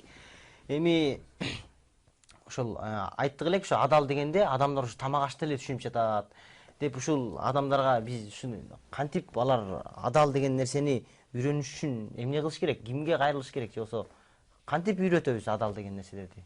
Элдин оюн кантип бурабыз? Адал деген нерсени ушундай биз түшүнүшүбүз керек. Кудай Таала уруксат берип кылууга жана ошону кыл деп буйрук берген нерселердин баардыгы адал деп түшүнүшүбүз. Ошону биз кантип ушул адамдарга ушуну түшүндүрөбүз дегеним эмне жол менен? Эми түшүндүрүүнүн ар кандай жолдору бар. Мисалы кээ бир притчаларды, жанагындай бир уламыштарды, же болбосо пайгамбарыбыздын жашоосунда болуп өткөн бир окуяларды, хадистерди, Куран аяттарынан ошондой эле баягыларды элге акырындык менен түшүндүрүп, жөнөкөй жыкмалар менен түшүндүрүп отуруп, адал менен арамды мисалы түшүндүрүп алса, адал менен адал эмести түшүндүрүп алсак болот да. Эми бул албетте убакыт талап кылат. Себеп дегенде биздин дароо эле келип эле адамдардан бир чоң бир татаал системаны талап кылууга болбойт да. Баланы эми мисалы сүйлөй баштаган баладан чоң бир философиялык көз караштагы бир идеяны же болбосо бир түшүнүктү сурабайбыз да. Андан биз же бир адабий стилдеги, жанрдагы бир адабий бир латтагы бир татаал нерсени сурабайбыз. Андан жөнөкөй бир ырларды, жөнөкөй бир тамашаларды сурап баштайбыз. Ошондой эле адамдардын түшүнүгүнүн деңгээлине жараша биз аларга сүйлөшүбүз керек. Пайгамбар саллаллаху алейхи вассалам дайыма сүйлөгөндө пайгамбарыбыз аля кадри укулихим деп коет да, адамдардын акылдарынын деңгээлине жараша сүйлөгөн пайгамбарыбыз. Пайгамбарыбыз сүйлөгөндө шашпастан, токто, ар бир сөзүнү так, даана, уккулуктуу, жагымдуу кылып пайгамбарыбыз сүйлөгөн да. Эгерде кээ бир сөздөрдү эсте сактап калыш керек болсо, анда ошол сөздү 3 жолдон кайталап айткан. Пайгамбарыбызды угуп жаткан адамдар эч кимиси биз мындай бир түшүнбөй калган адам болгон эмес да. Ошон үчүн пайгамбарыбыз адамдарды исламга үйрөтүүгө, жанагындай адал жана арам нерселерди түшүндүрүүдө пайгамбарыбыз шашкан эмес. Акырындык менен, этап менен кетиш керек. Мисалы, мына силердин жүргүзүп аткан телеканалыңыздарда, ушул передачаларда аябай чоң бир миллиондогон адамдар көрөт. Мына ушунун аркасынан жылга өткөн жылы мондай деп айтылбады беле, мына жерде монтип айтылбады беле, мына агай мынтип айтпады беле, же болбосо мына агай мынтип айтып жатат го деген мисалы салыштыруулар, анан кийин китептер мисалы викторина жүргүзүлүп, суроолор берилип атат. Ушулардын баардыгы эмне үчүн? Мисалы биздин келишибиз, сиздердин уюштуруучусу, викторина жүргүзүүчү, башка баардык аракеттердин баарысы мына ушул адал менен адал эмести, таза менен таза эмести, ак менен караны, жакшы менен жаманды баардыгын ачыктоо, элге түшүндүрүүнүн бир ыкмалары деп коет. Айырмалоо. Ар ким ар кандай жол менен. Кыскасы мeenет кылып жатып турабыз. Агай абдан жакшы теманын үстүнө сүйлөшүп жатабыз. Негизи динибиз ушул адал нерсеге абдан маани берет. Бир аз башка диндер туурасында да сүйлөшөлүк. Биздин ислам дини ушул адал арам маселелерин толук түрдө чечип берген. Баардык ийне жибине чейин ошол аялдан баштап башкаруу системасы болобу, даратканага чейин киргенде нерселерге чейин чечилип берген. Эми ушул сиздер окуучу катары, агай катары дагы башка диндерди дагы бир аз өздөштүрүп салыштыргансыздар да сөзсүз түрдө. Эми башка диндерде ушул ислам дининдей адал арам маселелер чечилди беле? Ооба. Мисалы, Кулай Таала Кур'ан Каримде ислам дини жөнүндө мындай дейт да. Инна дини андаллахи ислам. Албетте бул Аллах Тааланын дагы эң бир адилеттүү, таза дин бул ислам дини деп айтат да. Ан дагы бир башка бир аятта ислам дининен башка диндер бул кабыл кылынбайт Аллах Тааланын деп айтылат. Ачык эле. Демек ал диндерди карманыш арам. Карманыш уже адал эмес. Эми аларды биз анткени эмне үчүн ушундай десе, мында бир топ жүйөлүү маселелер бар. Буга биз кыскача мындай токтоло кетсек болот. Жалпы коомчулукка түшүнүктүү болуш үчүн Кудай Тааладан түшүрүлгөн китептер бар. Жана диндер дагы Аллах Таала тарабынан жөнөтүлүп, Аллах Таала тарабынан элге түшүндүрүлгөн. Буга чейин мына христиан дин деп койсок болот. Буддизм жана башка диндер, кээ бирлерин болсо адамдар өздөрү ойлоп тапкан диндер бар, кээ бирлерини Аллах тарабынан жөнөтүлгөн. Мисалы, Таурат, Инжил, Забур китептери, Кур'ан Карим, Кур'ан акыркысы Кур'ан Карим. Ошо 4 китеп түшүрүлгөн. Жана ага чейинки сахифалар деп коет. Адам алейхисаламга, Идрис алейхисаламга, Дауд алейхисаламга бөлүп сахифалар түшүрүлгөн, барактар. Эми китептер, толук китептер болуп, бул жанагы Таурат, Инжил, Забур, Кур'ан китептери түшүрүлгөн. Эгер алар деле Аллахтан түшүп аткан болсо, эмне үчүн биз аларды амал кылбайбыз деген суроо ар бир адамга келиши мүмкүн. Эми Кудай Таала Кур'ан Каримде түшүргөндөн кийин алардын өкүмдөрүнүн баардыгын жокко чыгарып берди да. Куранга гана амал кыласыңар, а тигилерге Аллахтан түшкөн экендигине ишенесиңер, ыйман келтиресиңер, бирок ага амал кылбайсыңар деп өзгөртүлгөн. Эмне үчүн десе, Кудай Тааладан түшүргөндөн кийин ал китептердин баардыгы адамдар өздөрүнүн жашоосуна ылайыкташтырып, ар жерден ар ким каалагандай кылып эле баягы жаза берген да. Мына ошол себептен алардын өкүмдөрүн жок кылып, Кур'ан Каримди гана кармангыла деп буйрук берген. Агай, бизде чалуу бар экен, андан кийин соң дагы суроо жаралды. Андан соң биз эфирди улантсак. Угуп жатабыз. Ассаламу алейкум. Кош келипсиз. Алейкум ассалам. Сизге суроом бар эле, 4 суроом. 4 суроомуз бар. Ушул мен уктум эле, ушу кайсы магазинде арак сатылса дейт да, ошол жерден соода кылсаң дейт. Мисалы нан алсаң деле дейт, алган нерсең баары арам болуп эсептелинет деп уккам да. Экинчиси болсо, мисалы үчүн кой Алланын аты айтылбай союлуп калса, биз билбей алып жесек, ал бизге арам болобу? Жана үчүнчүсү, ушул менин апам орозо кармабай калганда, анан ошону кандай кылып кармай албайт да, ооруйт да, кандай акысын берсе болот дегеним. 4-үнчү сурооңуз? Рахмат ушул суроом. Чоң рахмат. Кош келиңиз. Биз менен болуңуз ар дайым, сизге терең ыраазычылык билдиребиз. түнкү уйкуңузду, айтор убактыңызды бизге бөлүп, атайын ушул теманы көрүп, кызыгып жатканыңызга сизге да теңиразычылык. Бар болуңуз, эртеңки күнү да көрүңүз, эртең да бир кызык темалар болот. Уктап калбаңыз, багымдат окуп, анан кийин жатсаңыз болот. Эми агай, бул Бүртүкандын суроосун толук чечип берип коюптур, андан соң уланталганда, Мындай да, арак сатылган магазинге кирсе, нан сатылып атат. Бул баягы жат көрүнүш эмес да. Кимибиз эле, эми анча-мынча магазиндерде сатылбаса, кайсы эле магазинге кирип, курсагым ачып кетти, нан ала коеюн деп кирсеңиз эле, бул жагында арактар тизилип турат, бул жагында болсо нан сатылып атат, бул жагында халал сертификаты бар, колбасалар сатылып атат. Бул деген биздин адаттагы жашоодогу бир көрүнүшүбүз. Мындан биз чочубайбыз. Киребиз дагы биз мына халал колбасадан берип коюңуз, мына нандан берип коюңуз деп сатып алып чыгып кете беребиз. Ал үчүн күнөө болбойт. Бул жигиттин суроосу ушундай. Эч кандай күнөө болбойт. Тескеринче ошол айта кетейин, тескеринче сатуучу адам жана арактан тапкан акча караганда ушул сатып, ушундан тапкан акчасы адал болот, Адалдан дагы берекелүү да болот. Берекелүү да болот. Кудай буйруса ошол адалдан тапкан акчасыга ошол балдарын үйлөп жакшы бир береке болот да. Арактан тапкан акчасынан мен ачык эле айта кетейин, бул өзүнө бир чоң бир балекетти сатып алат.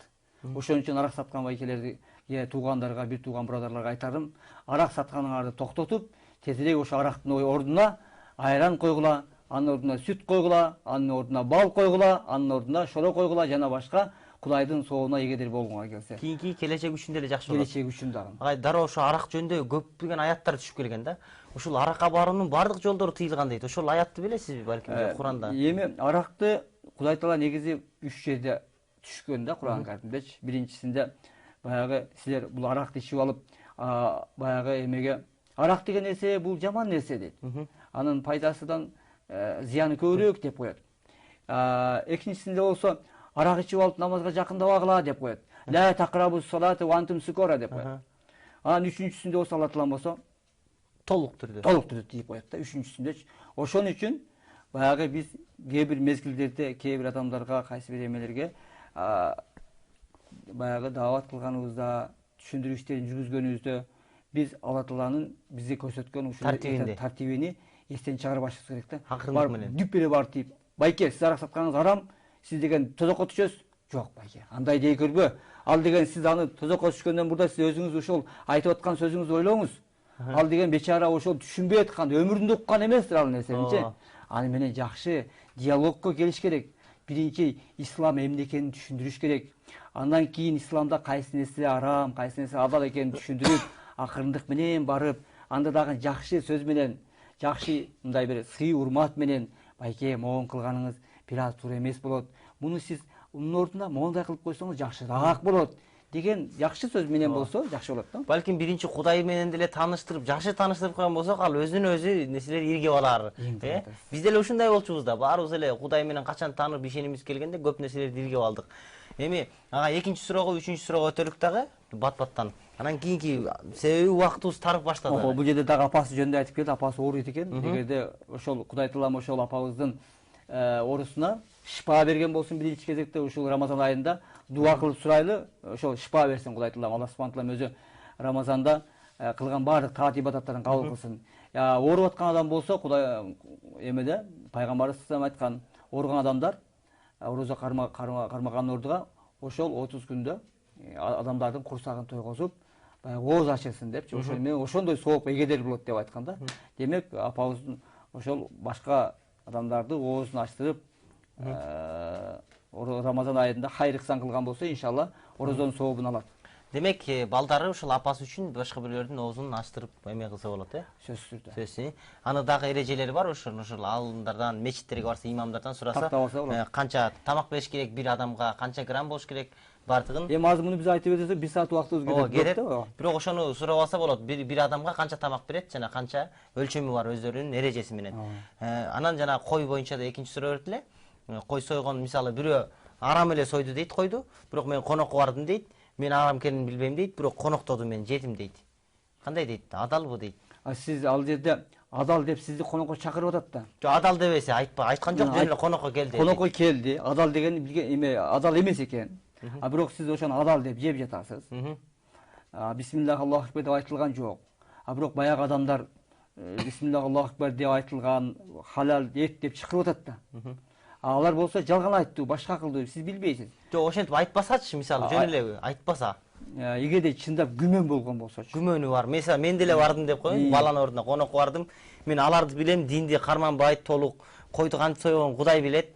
Эми ошол тамагын дасторконунда тамагына мен күмөн кармап атам. Кандай күмөндөн качышым керекпи? Сиз пайгамбар салам айтып атпайбы? Күмөндөн качкыла депчи. Күмөндөн алыс болгула өзүңөр үчүн жакшы деп. Ал жерде эт жебесеңиз, ал жерде жемиштер турат, нан турат, башка турат. Айтыңыз, мен мына жемиштерди жакшы көрөм. Ушуну жейинчи, мага көбүрөөк берилечи. Соктон беринчи, монан бышырып, монан кесип жейинчи деп жей бериңиз сизчи. Эт жебейсизби? Жок, мен эттен көрө монун жакшы көрүп атам, жей бериңиз дегенчи. Ошо бир байке айтты эле. Бир жерге барсам дейт, ушундай тоок бар экен дейт да. Тоок сунуштады, аны мунан мен айттым дейт.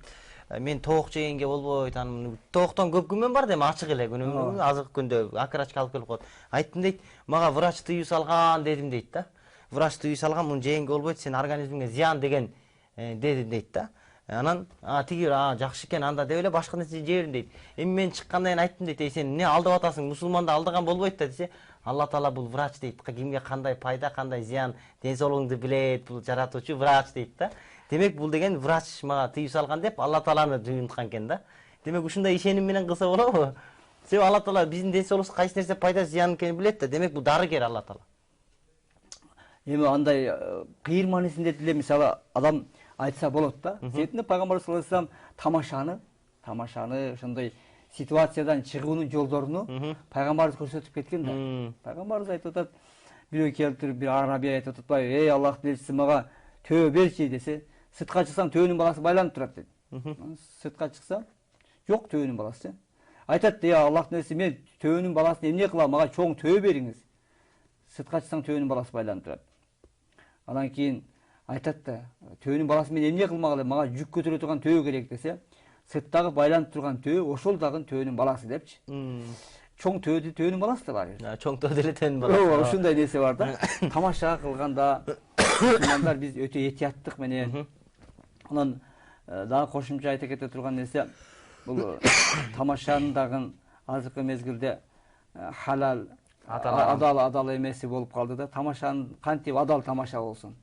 Адал тамаша деген эми Алла Таалаганын өкүмдөрүнө каршы келбеген тамаша. Пайгамбар Мухаммед саллаллаху алейхи вассалам дайыма тамашалаганда "Ома кала илля хаккан" дейт. Ал чындыктан башканы айткан эмес дейт да. Чындыкты гана айткан. Тамашалаганда бирөөдү күлдүрүш үчүн жалган сүйлөсө, жалган сүйлөөлө, баягы ыкшып эле же болсо бирөө туурап күлүп, бирөөдү баягы хумаза деп кой, же болсо люмаза деп кой, кыймыл аракети менен, тили менен баягы бирөөдү гыйбат кылып, ошону шылдыңдап күлүп, бул деген Аллахтын алдында чоң күнөө да. Эми ошо күнөө экенин түшүнгөндөн кийин жанагындай кээ бир биздин динден тааныштыгы жок адамдар болсо ушуну түшүнүш керек да. Мунун акырети жаман болот. Анан тамашалаганда деле адамдын көңүлүнө кетпеш керек. Тамаша кылып туруп бирөөдүн аябай көңүлүнө тийип капа кылып алышы мүмкүн да. Пайгамбар Мухаммед саллаллаху алейхи вассалам айткан, адамды капа кылуу, адамдын көңүлүн оорутуу бул Каабаны талкалоо менен барабар деп айткан да. Көрдүңүз, бир адамдын көңүлүн талкалоо. Эми көңүлүнө тийүүчү. Ошон үчүн колдон келсе таза тамаша менен тамашалап, колдон келсе баягы адамды духовный көтөрө турган тамаша менен тамашалаш керек да. Ооба. Же болсо баягы бизде чындыкка айланган социалдык көйгөйлөрдү айтып, мисалы, адам көңүлүн оорутпай тургандай, маселе чечилип кете тургандай, балким тамашаларды атып, адамдын көңүлүн ала турган. Пайгамбар Мухаммед саллаллаху алейхи вассалам ушул боюнча бир хадис айтат. Эгерде сен сүйлөгөн болсоң, фалиякул баягы хайран дейт, жакшы нерсени айткан. Эгерде анда айта албай турган болсоң, анда сен дейт, унчукпай калган дейт да. Ушул хадисти биз билишибиз керек да. Жакшы сөз сүйлө же унчукпа. Унчукпа, ушул гана.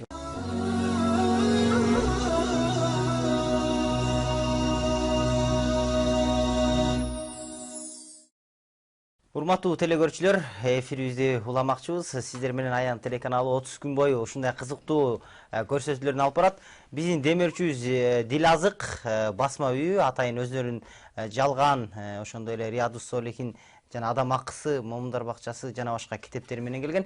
Ошондой эле Ала Тоо колбасалары сиздер менен адалдыгы тастыган коркпой бардык магазиндерден сурап талап кылсаңыздар болот. Сертификаты бар, сертификатына сурасаңыздар болот. биз дагы жеп жатабыз, сарылыкта да, Оз Ачарда дагы. Кудай буйрса бирөөсүн агайга да беребиз сөзсүз түрдө. Ага үйүңүзгө барып сарылык кылып, жубайыңызга алып барасыз, кыз балдарыңызга алып барасызбы? Эми ушул адал темасында сүйлөшүп жатабыз агай. Эми адалдын өтө көп түрү бар экен да жашоодо. Сиз айткандай жанагындай тиктөөдө, угууда, сүйлөөдө, жашоодо, тамак ашта, азыктар туурасында сүйлөштүк. Эми бүгүнкү күндө карасаңыз биз азыр көптөгөн маалыматтарды алып жатабыз. Бүгүнкү күндө маалыматсыз жашоо өтө оор да. Демек маалыматтардын дагы бул адал жана адал эмеси болушу толук ыктымал. Эми биз кандай адал маалымат беришибиз керек? Мисалы бүгүнкү күндө биздин отурушубуз адал маалымат берип жатабызбы? Же кандай маалыматтар адал, кандай маалыматтар адал эмес? Ушу туурасында сүйлөшсөк. Адал дегениңиз маалыматтарда тагын кездешет да. Эгерде сиз чын туура бир даректүү маалыматты берген болсоңуз, анда бул адал маалымат. Маалыматты сиз туура эмес берген болсоңуз, кайсы бир саясий бир тапшырыктын негизинде аткарган болсоңуз, анда бул адал эмес. Маалыматты болгондой берүү бул адал нерсе да. Анан кийин маалыматты кээ бир учурларда адал нерсени деле маалыматты берип коюу дагы бул адал болбой калышы мүмкүн.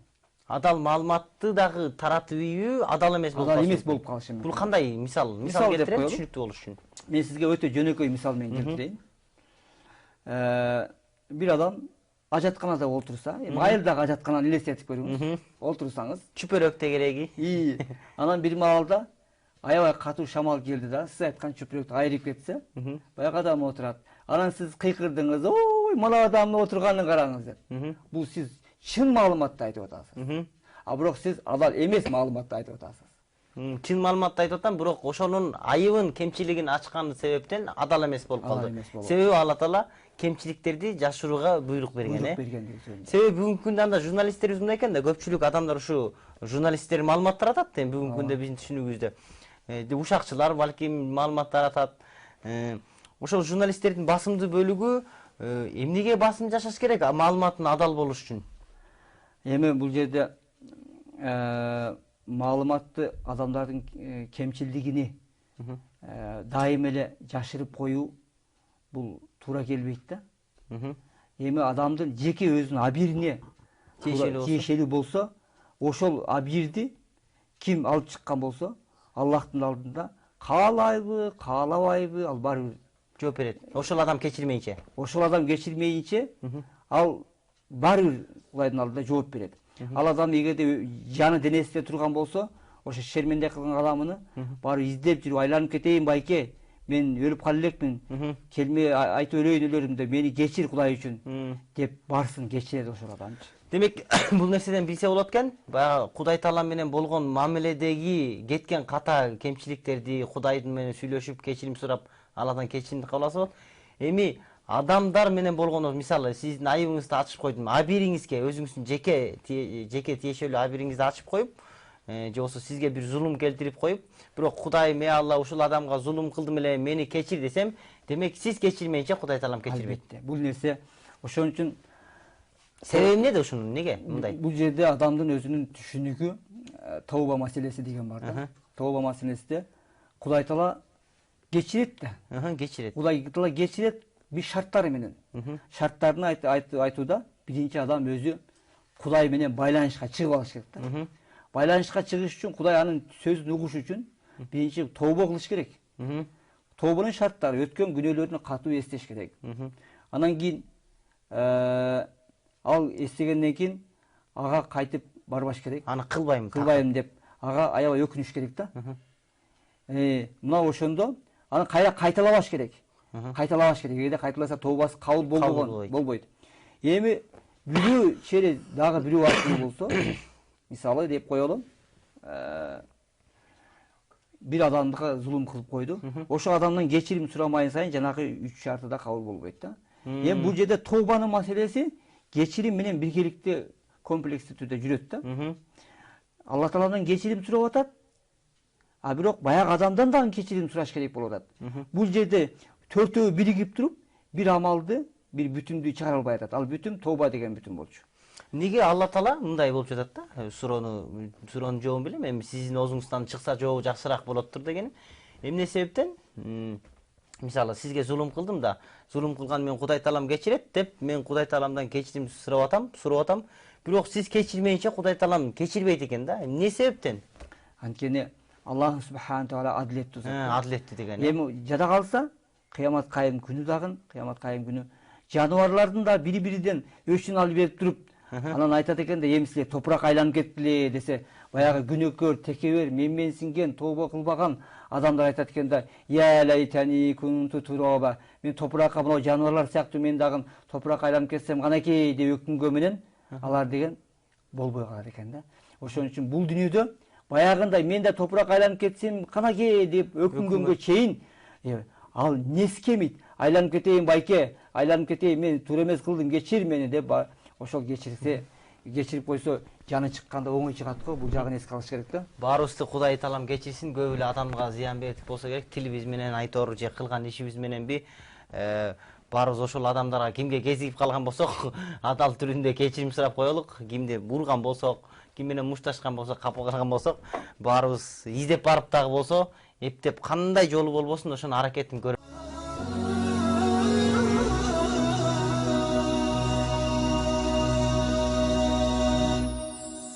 Адал деген теманын үстүндө сөз кылып жатабыз. Мынакей агай менен абдан бул адал темасы негизи эле өтө оор экен да, жашоодо оорду. Маалымат туурасында дагы толуктай элекпиз, ошол маалымат туурасында толуктап, анан кийимдеги адал нерсени толуктап, анан кийин көбүнчө адам баласын азыркы бүгүнкү күн талап азыкка болуп жаткандан азык менен жыйынтыктайлы сөз да. Мейли. Сөз дегенде адам баласы бул сөз адамды тили аркылуу тозокко да алып барат экен, бейишке да алып барат экен да. Пайгамбар салам дагы тилиңе ээ бол деп көп айткан, Көп айткан. Ошон үчүн тилиңди дайыма зикир менен өлдөп тургун деп айткан да. Ошон үчүн тилге аябай этият мамиле жасаш керек. Тил деген бул адамды бир нерсени айтып коюу менен тилге же тилдин кулу болуп каласыз, же болбосо ал тил сизге баягы кызмат кылат да. Ошон үчүн дайыма сөздү айтып коюу менен сиз сөздүн кулу болуп калышыңыз мүмкүн. Байланып калат, ошо сөздөн кутула албай жүрүпчү. Тескерисинче жакшы сөз айтып коюу менен сиз урмат сыйга Аллахтын ыраазысына жетишиңиз да мүмкүн. Эң сөздөрдүн улугу бул Аллах Тааланын сөзү, андан кийин пайгамбар Мухаммад салламдын, сахабалардын, алимдардын, олиялардын сөздөрү, андан кийинкиси баягы такыба инсандардын сөздөрү деп коет. Сөз дегенде бул адам баласы дайыма жакшы сөздөр жана жаман сөздөр деп экиге бөлүнөт экен да. Жакшы сөздөр бул адамды жан дүйнөсүн сергитип, ыймандуулукка, жакшылыкка гана алып бара турган сөздөр. Ал эми жаман сөздөр болсо бул адамды тозокко алып бара турган сөздөр. Ал сөздөрдү биздин кыргыз тилинде кээ бир маанилерин айта кетейин.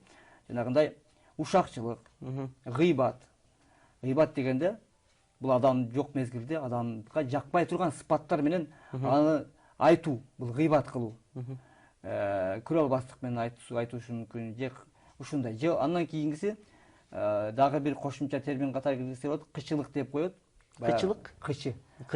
Жаман сөздөр менен баягы адамды басынтып, дебейлеп, ошол адамды баягы кордоп сүйлөө, бул дагы адам Аллахтын алдында чоң күнөө болуп эсептелинет.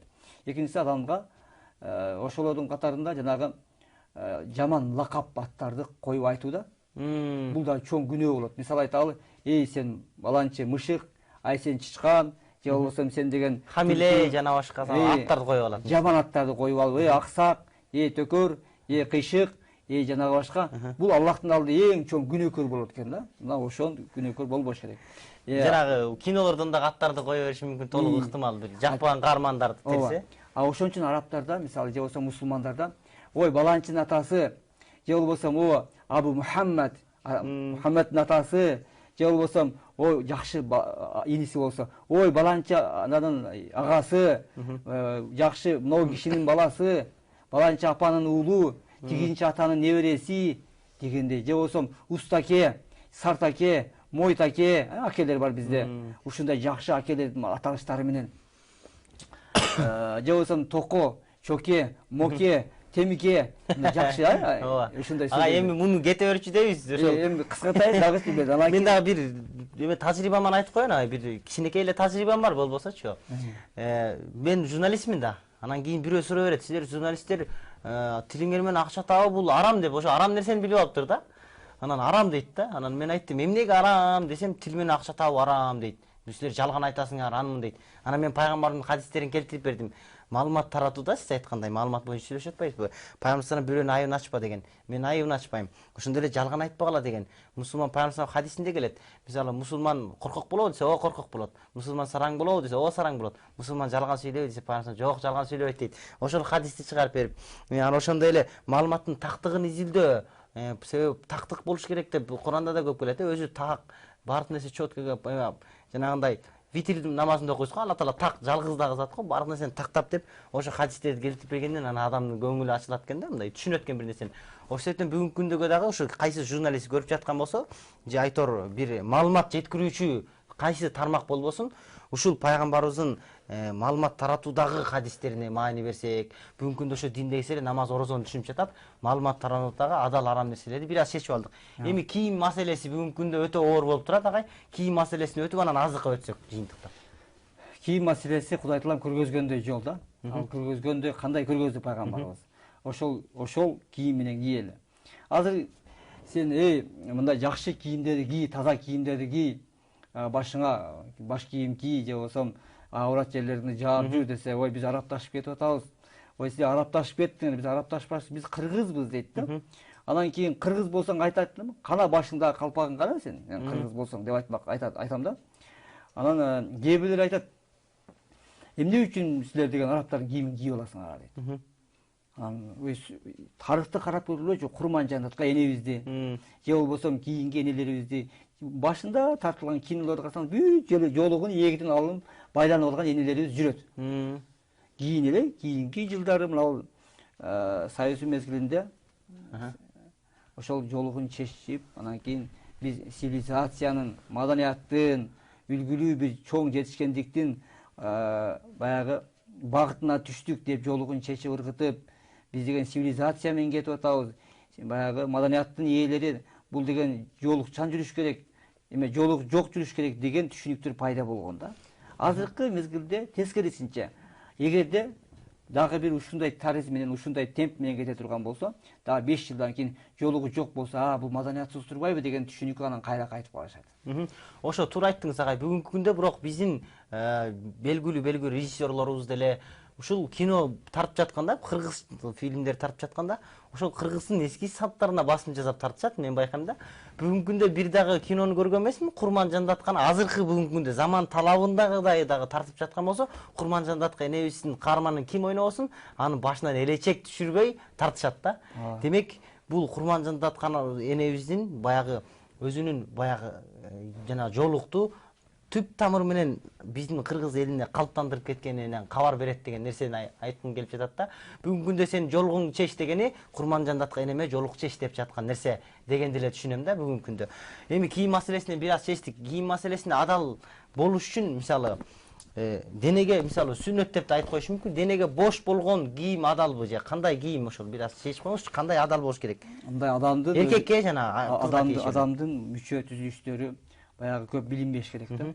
Анан кийин мен дагы кошумча айта кетет элем, кээ бир жигиттер бар, баягы кайсы жерден кайсы жерге чейингиси бул аврат жерлер экенин түшүнбөгөндөр бар. Уяттуу жерлер. Уяттуу жерлер кайсы жерден кайсы жерге экенин билинбейт, билбеген жерлер. Адамдын тизесинен баштап, тизесинин ылдый жактан баштап, кичине ылдыйраак. Кичине ылдый жактан баштап, анан кийин адамдын киндигиден жогору көкүрөккө чейинки жерлер. Бул киндикке чейинки деп коюшат. Киндикти жабылыш керек. Ушул аралык бул аврат жер болот. Анан калган жерлерди дагы жаап коюу бул сүннөт болот. Жанагы жерлерди жаап коюу бул сөзсүз түрдө кааласаңыз, каалабасаңыз дагы. Ооба. Анан кээ бирлер бар, эми түшүнүп алган жакшыраак болот да. Намазга турган мезгилде футболкасы аябай кыска болот дагы, сажда кылган мезгилде моондой артынан ачылып калат. Намазда болсо киндиктен баштап тизенин ылдый жагына чейинки жабык болуусу бул намаздагы парыз нерселер. Намаздагы парыз нерсе бузулса, намаз бузулат. Ошону билиш керек да. Эми мусулман бир тууганым, эгерде сиздин аркаңыз ачылып калып намаз окуган болсоңуз, анда мындан кийин узунураак баягы кийимдерди кийип, бел курчоо менен бекемирээк байлап алып намаз окуганыңыз жакшы болот. Албетте буга чейинки сиздин билбей окуган намазыңызды Кудайым кабыл кылат. Ал кабыл кылуучу зат. Бирок деген мындан кийин уктуңуз, бүгүнкү күндөн баштап сиз ошол артыңыздагы белиңиз ачылып калганды сиз эске алганга аракет жасаңыз. Ошол дагы көлөмү бар, канчалык бир 3 таспихтинче дейт. Ошол 3 таспихтин көлөмүнчө дегенде ошол канча көлөм болот? Ошону айтып 3 таспих дегени ушул адамдын өзүн баягы 3 эме сөөмөй батып кеткендей болсо да, 3 эмес ал жерде деген бир карш, 2 карш ачылып калат. Жок, ошол 3 таспихче көлөмдө ачылып калса деген нерсе бар го. 3 таспихче дегениңиз 3 эли деген 3 сөөмөй деген мааниде. Анан мындай дагы мааниси чыкпайбы? Мисалы Субханаллах деген таспих да. Мисалы ушуну 3 жолу айтканчалык убакытта ачылып калса деген. Ошого чейин мисалы 2 таспихче болуп ондо жаап калса анда бузулбайт дейт да. Жок, ал жерде андай маани жок. Андай маани жок. Бул жерде ошо ачылып калуусун эле айтылат. Бул ачылып калуусун айтылат. Эми кийимди бир аз түшүндүк. Ошол эми аялдардын кандай болот? Аялдардын биз бул жерден буга чейин дедик, киндикке чейин. Аялдардыкы кандай? Энелерибиз биздики ошол кадимдей жоолугунун салынып жүргөндө Кудай Таалам өзү мына Нур сүрөсүндө башка эмелерде айткан. Ошол момун мусулмандарга айткан Мухаммед ошол жабынып жүрсүн депчи.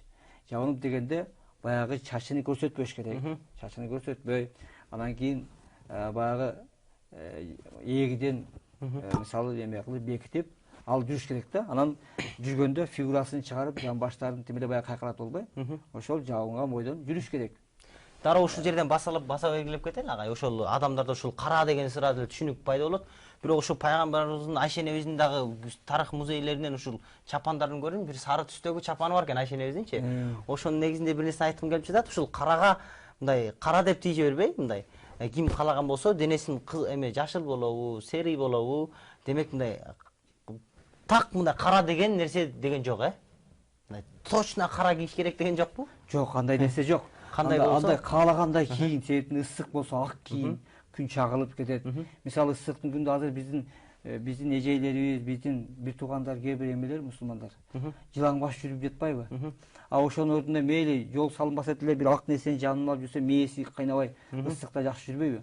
Себеби жанагы ушуну туура айттыңыз агай, термос бар го? Ооба. Термосту эмне себептен ал термосту ысыктыкты сактайт десе, мисалы бул деген термостун ичин көргөн да бардыгы эле. Жылтыраак биз мектепте жүргөндө окуганбыз, физикадан окусак керек менимче. Ушу термостун ичи жылтыраак айнек болгондуктан, зеркальный болгондуктан ысык чыгып кетпеген себеби ошол ысык да тиги ысык эмеге зеркальныйга тийип кайра кылып ысыкты кое бербейт экен да. Бүгүнкү күндө ошол деле күндүн нурун канча дене окумуштуулар далилдеп жатышат. Бүгүнкү күндө ошо күндүн нуру эгерде ысыкта ак кийинген болсоң, Пайгамбар салламдагы кийген ак кийимди жакшы көрчү эле, көйнөк жакшы көрчү деген көп хадистер келет Пайгамбардын. Ошол күндүн нуру адамдын кандай бир башын ак жаап жүргөн болсо, мисалы, ошол тийип кайра чагылышат экен да, кандайдыр бир деңгээлде болбосун. Мисалы, кийиз, кебес жана башка болушу мүмкүн да. Эми ошол термостагы бүгүнкү күндө ошол жанагы далил берет экен да, ошол денени жаап жүргөнгө, ысыктыкты өткөрбөгөнгө ошол кийимдердин дагы өзүнүн эрежелери бар экен. Эми бүгүнкү күндө азыктар жөнүндө негизи көбүнчө адал маселеси көп келип чыгат. Ундарды да айтып жатышат, ошол адал эмес, арам болуп калды деп. Жана чычкан бүгүнкү күндө азыркы ундарга чычкан жолобой калбадыбы агай?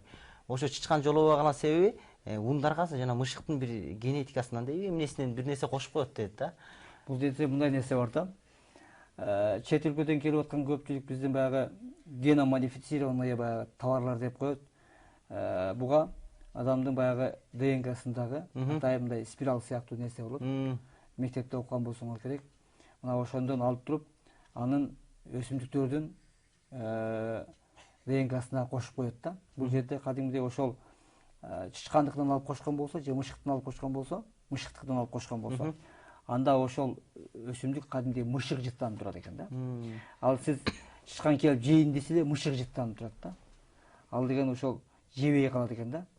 Азыркы мезгилдерде бүт ошондой товарлардын кириши менен адамдарга зыян тийгизет экен да. Адам качан гана табияттын мыйзамдарынан сыртка чыгып баштаганда адамга көп зыян тийип баштайт экен.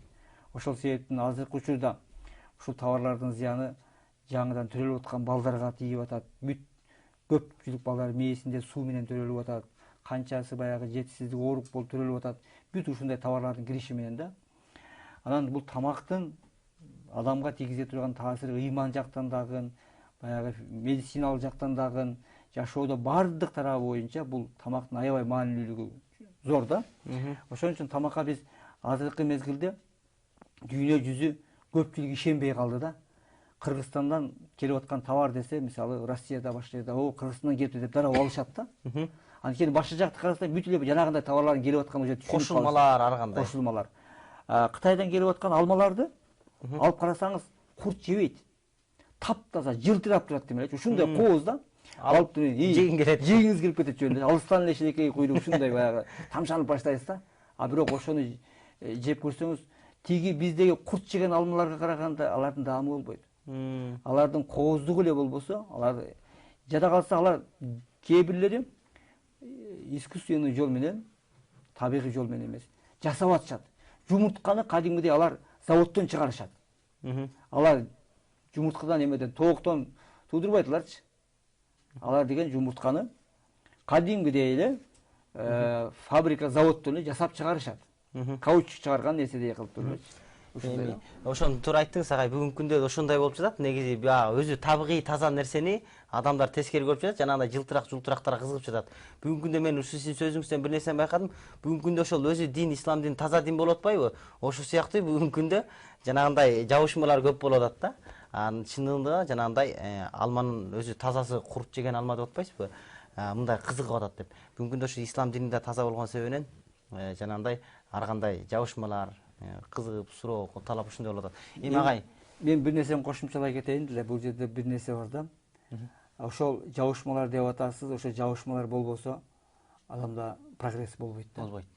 Сиз эгерде сизге бирөө жабышып, сизди бирөө сындап турбаса, сиз өзүңүздүн баягы кемчилигиңизди түзөп, дагы изилденип, дагы өсө албайсыз. Сизге бирөө конкурент чыгыш керек, сизди бирөө баягы эми анча-мынча басмырлап туруш керек, анча-мынча сын пикир айтып туруш керек, ошондо сиз өсүп өсөсүз.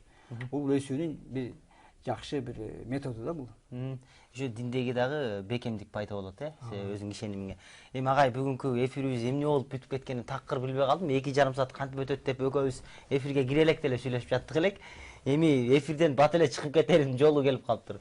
Эми өз сөзүңүз менен жыйынтыктап, пайгамбарыбыз кантип жыйынтыктаган, мисалы ушундай бир чогулуш болгон болсо, айтор бир элге жакшы каалоо тилектерди айтып, адал азыктар, адал жашоо туурасында бир сөз кылып, анан эфирибизди толук жыйынтыктайлык.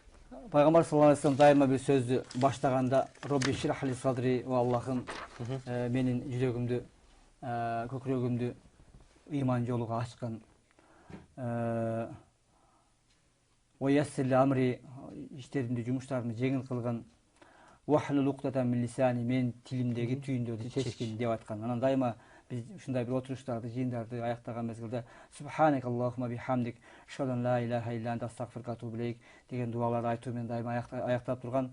Албетте биз пайгамбар саллаллаху алейхи вассаламдын сүннөт амалдарын тизилтүү, аны биз өзүбүздүн жашоосуна колдонуу менен бул бактылуулуктун гана жолуну биз басат экенбиз. Мен кыргыз элиме, жалпы мусулман бурадарларга айтарым, орозоңуздар кабыл болсун. Кудай Таалам ушу орозоңуздарды берекелүү кабыл кыла турган бир жакшы орозодон кылган болсун. Албетте бул орозону дагы Кудай Таалам инсаниятка бир мээримдүүлүк үчүн, тарбия үчүн жөнөткөн экен. Анткени бул Рамазан айы сабырдуулуктун айы. Бул Рамазан медресе айы. Рамазан айында биз өзүбүзгө бүтүндөй жакшы сапаттарды өзүбүзгө алуу менен биргеликте жаман сапаттардын баардыгын чыгарып, өзүбүздү бир кандайдыр бир деңгээлде таза мусулман болуунун бир убакыты, сезону деп айтсак болот ушул Рамазан айында. Ал эми дагы бир кошумча айтып кете турган нерсе, Рамазан айынын дагы кылына турган, алына турган аябай көп берекелери бар. Ошо берекелерди Аллах Таалам ар бирибизге насип кылган болсун. Рамазан айында кылган таат ибадаттарыбызды кабыл кылган болсун.